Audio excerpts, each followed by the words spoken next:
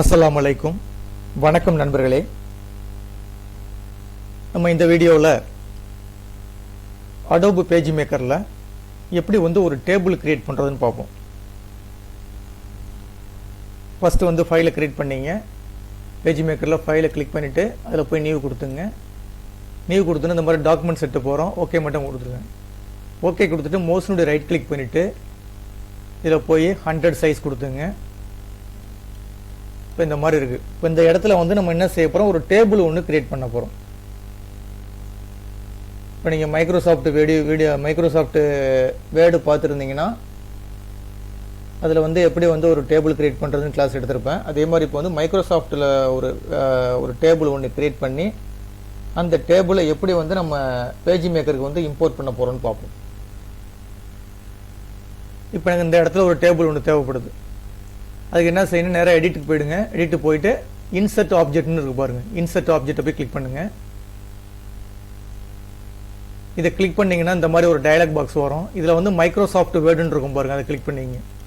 அப்படியே கிளிக் பண்ணிட்டே வந்தீங்கன்னா கீழே மைக்ரோசாஃப்ட் வேர்டுன்னு இருக்கு பாருங்கள். மைக்ரோசாஃப்ட் வேர்டு டாக்குமெண்ட் இருக்கு பாருங்கள். இதை போய் கிளிக் பண்ணிங்க. மைக்ரோசாஃப்ட் வேர்டு டாக்குமெண்ட் இதை போய் கிளிக் பண்ணிவிட்டு ஓகே மட்டும் கொடுத்துருங்க. ஓகே கொடுத்தீங்கன்னா நேரம் என்ன செஞ்சிடும், மைக்ரோசாஃப்ட் வேர்டுக்கு போய்டும். இப்போ மைக்ரோசாஃப்ட் வேர்டுக்கு வந்தாச்சு. இது மைக்ரோசாஃப்ட் வேர்டு. இப்போ இந்த இடத்துல ஒரு டேபிள் ஒன்று கிரியேட் பண்ண போகிறோம். இந்த டேபிள் கிரியேட் பண்ணுறதுக்கு என்ன ஆப்ஷன்னா, அந்த இன்சர்ட்டை கிளிக் பண்ணுங்கள். இது இருக்குது பாருங்கள், இன்சர்ட். ஹோமுக்கு பக்கத்தில் இன்சர்ட்னு ஒரு ஆப்ஷன் இருக்கும். அதில் கீழே இருக்குது பாருங்கள், டேபிள்னு இருக்குது பாருங்கள். இந்த டேபிளை போய் ஜஸ்ட் கிளிக் பண்ணிங்கன்னா ஆட்டோமேட்டிக்காக இந்த மாதிரி காட்டும், இன்சர்ட் டேபிள்னு காட்டும். உங்களுக்கு ரோ எத்தனை வேணும், காலம் எத்தனை வேணும்னு டிசைட் பண்ணிக்க வேண்டியது. ரோனா என்னென்னா கிடைமட்டமாக உள்ளது ரோ. அதே வெர்டிக்கலாக இருந்துச்சுன்னா அதுக்கு பேர் என்ன, காலம்னு சொல்கிறது. ஓகேங்களா? இப்போ ஜஸ்ட் இப்படி கிளிக் பண்ணி இழுத்துந்தா அதே ஆட்டோமேட்டிக்காக உங்களுக்கு சொல்லலாம் போகுது. இப்போ என்ன செஞ்சுருக்கேன், 4 ரோ போட்டிருக்கேன். அதேமாதிரி காலம் எத்தனை எனக்கு வேணும், 5 வேணும். இதில் என்ன செட் பண்ண போகிறோன்னா, ஃபஸ்ட்டு சீரியல் நம்பரு, ரெண்டாவது ஐட்டம் நேமு, மூணாவது குவான்டிட்டி, நாலாவது ப்ரைஸு, அஞ்சாவது அமௌண்ட்டு. அப்போ ஒரு காலம் எக்ஸ்ட்ரா இருக்குது. அப்போ மொத்தம் 5 போதும் எனக்கு. அப்படி குறைச்சிங்க. ஜஸ்ட் கிளிக் பண்ணிவிடுங்க. கிளிக் பண்ணி ஆட்டோமேட்டிக்காக வந்துருச்சு. இப்போ ஃபஸ்ட்டு என்ன அடிக்க போகிறேன், இதில் சீரியல் நம்பர், எஸ் நம்பர்னு கொடுக்க போகிறேன். ஒரு டேப் அழுத்துனீங்கன்னா அடுத்த பாக்ஸுக்கு போவோம். இதில் போய் எக்ஸாம்பிளுக்கு இப்போ நேம் ஆஃப் த ஐட்டம் கொடுக்கலாம், இல்லைன்னா ஐட்டம் நேம்னு கொடுத்துருங்க. அடுத்து நெக்ஸ்ட்டு குவான்டிட்டி. அடுத்து நெக்ஸ்ட்டு ப்ரைஸ். அதுக்கு அடுத்து அமௌண்ட். இப்போ இந்த மாதிரி கொடுத்தாச்சு. கொடுத்துட்டு இதை சென்டர் பண்ணுறேன்னா ஜஸ்ட் இப்படி கிளிக் பண்ணிவிட்டு இந்த இருக்கு பாருங்கள், ஹோமில் போய் இந்த நடுப்புற பட்டனை கிளிக் பண்ணிங்கன்னா இது சென்டர் பண்ணிக்கும், சென்டர் ஆகிடும். இப்போ அந்த பாக்ஸுக்கு சென்டர் அழகாக வந்துருச்சு. இது அதே மாதிரி டேட்டாவை எனக்கு ஃபுல்லாக சென்டர் வேணுன்னா ஃபுல்லாக செலெக்ஷன் பண்ணிங்க. டேபிளை ஃபுல்லாக செலெக்ஷன் பண்ணிங்க. செலெக்ஷன் பண்ணிவிட்டு நீங்கள் சென்டர் கொடுத்தீங்கன்னா சென்டர், இப்போ அடிக்கிறது எல்லாமே சென்டர் ஆகி வந்துடும். இப்போ நம்பர் 1 கொடுத்துட்டு ஐட்டம் நேம், இப்போ எக்ஸாம்பிளுக்கு சோப்பு கொடுத்துட்டு ஒரு 10 வாங்குறீங்க. ஒரு சோப்பினுடைய விலை 25 ரூபா. 25.00 கொடுத்தீங்கன்னா 250. அடுத்தது இங்கே கிளிக் பண்ணுறீங்க. இந்த இடத்துல 2, இந்த இடத்துல சம்திங் அடிக்கிறீங்க. கோல்ட் கட், அது கோல்ட் கட் 5 வாங்குறீங்க. உன்னோட விலை 25 ரூபான்னு வச்சுங்க. 25 ரூபா. அப்போ 125.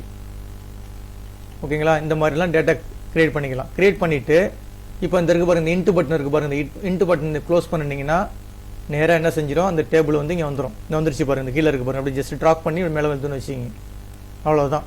இப்போ நாங்கள் என்ன வரைஞ்சோமோ அந்த டேபிள் ஆட்டோமேட்டிக்காக எங்கே வந்துருச்சு, பேஜ் மேக்கருக்கு வந்துருச்சு. சரி, இப்போ இந்த 3வது காலம்னா 3வது ரோவையும் எடிட் பண்ணி வச்சிங்களேன். இந்த டேபிளை டபுள் கிளிக் பண்ணுங்கள். டபுள் கிளிக் பண்ணிங்கன்னா திருப்பி அங்கேயே போய்டும். டபுள் கிளிக் பண்ணேன், என்ன செஞ்சிருச்சு, நேராக வேர்டுக்கு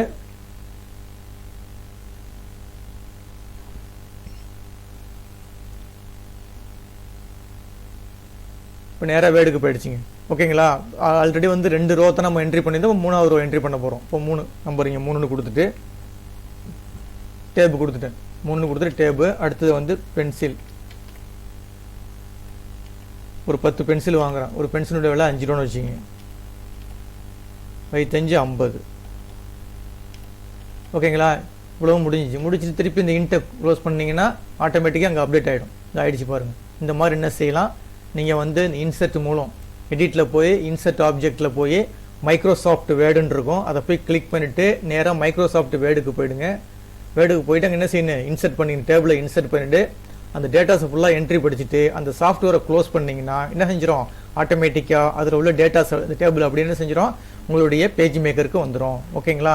இந்த மாதிரி என்ன செஞ்சாலும் நீங்கள் வந்து ஒரு பேஜ் மேக்கரில் வந்து ஒரு ஈஸியாக ஒரு டேபிளை வந்து நம்ம கிரியேட் பண்ணிக்கலாம். ஓகேங்களா? இந்த வீடியோ பிடிச்சிருந்துச்சின்னா சப்ஸ்கிரைப் பட்டனை கிளிக் பண்ணி நான் என்கரேஜ் பண்ணுங்கள். ரொம்ப நன்றிங்க.